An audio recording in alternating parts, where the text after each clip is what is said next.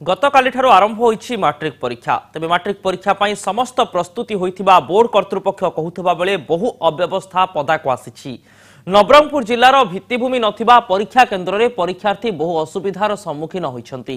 एथर जिल्ला रे मोट 13,669 जन छात्र छात्री 69टी परीक्षा केन्द्र रे परीक्षा देउछन्ति।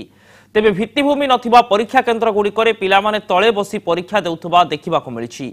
सेपटे कलाहांडी जिल्ला रे बोर्डर त्रुटि जोगु 9 जन पिलांको एडमिट कार्ड मिली नाही और सेमाने परीक्षा देई पारि नाहंती। कलाहांडी जिल्ला माणिकेश्वरी हाईस्कूल रो 9 जन छात्र फॉर्म फिलअप करिथिले मध्य तांको एडमिट कार्ड आसी नाही। पिलामाने ए नै न्यायपालिकार द्वारस्थ हेबे बोली कहिसंती। अनुगुल पालहड़ा रे धरा पड़िसंती 6 जन नकली मैट्रिक परीक्षार्थी। पालहड़ा स्थित महताब हाईस्कूल रे मैट्रिक परीक्षा देउथबा बेले एमाने धरा पड़िसंती। पत्र विनिमय रे एमाने परीक्षा देउथिले। पुलिस एमानंकु गिरफ्त करी अधिक तदंत जारी रखिछि।